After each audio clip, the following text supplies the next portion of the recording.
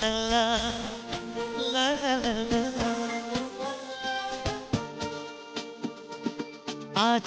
পেলাম দু হাত ধরে। Hello everyone, welcome back to this my channel. কেমন আছো তোমরা সবাই? আই হোপ সকলে খুব ভালোই আছো, সুস্থ আছো। আমরা বেশ ভালোই আছি, সুস্থই আছি। সকলের সুস্থতা কামনা করি। এখন থেকে আমি আমার ব্লগটি শুরু করলাম। টাইটেল আর থাম্বনেল দেখে অলরেডি তোমরা বুঝতে পেরে গেছো আজ আমার সেজো ভাইজির বিয়ের পাকা কথাবার্তা। এদিকে আমাদের মেজো জামাই, সেও কাজে ব্যস্ত, কারণ তার শালির বিয়ে পাকা কথা হতে চলেছে। রাঁধুনিরা এসে গেছে, রান্নাও শুরু হয়ে গেছে, রান্না চলছে। তো তোমরা দেখতে পাচ্ছ অনেক আগের থেকে রান্নাটা শুরু হয়ে গেছে। তারই মাঝখানে আমরা বাড়ির সবাই কিছুটা টিফিনও করে নিলাম, লুচি, কাশ্মীরি আলুর দম। এদিকে আমাদের সেজো ভাইজি, সেও সাজুগুজির মধ্যে ব্যস্ত হয়ে পড়েছে, কারণ তার হবু শ্বশুরবাড়ির লোকজন আসবে। ইতিমধ্যে হয়তো তারা বেরিয়েও পড়েছে। আমাদের রান্না প্রায় শেষের দিকে।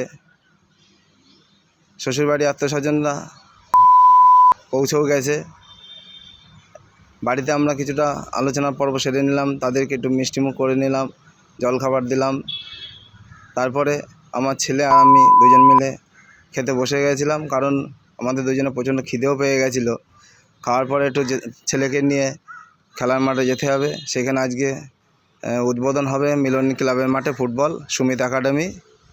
তা আমি কিছুটা সময় একটু পরিবেশনও করে নিলাম সবাই সামনে। আমাদের মেজো জামাই, সেও আমার সঙ্গে হেল্প করলো।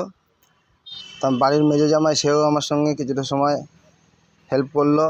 সেও দেওয়া থাকার কাজে ব্যস্ত হয়ে পড়েছিল। ইতিমধ্যে আমরা বেরিয়ে পড়লাম আমার ছেলেকে নিয়ে মিলনী ক্লাবের মাঠের দিকে, কারণ সেখানে আজকে মিলনী ক্লাবের মাঠে সুমিত ফুটবল একাডেমি আজকে উদ্বোধন হতে চলেছে। সুমিতের সমস্ত ছাত্ররা আজকে সেখানে উপস্থিত হবে এবং মিলনী ক্লাবের গুণীজনেরা সেখানে আজকে উপস্থিত হবে। সেই মাঠে আজকে উদ্বোধন হবে। সুমিত এরপরের থেকে সেখানে ফুটবল কোচিং করাবে। সুমিত খুব ভালো ছেলে। সুমিত নিজের দায়িত্ব নিয়েই ফুটবল শেখায়। দেখছেন এখানে মাঠে উদ্বোধনের অনুষ্ঠান চলছে। সুমিতের কথা একটু বলি।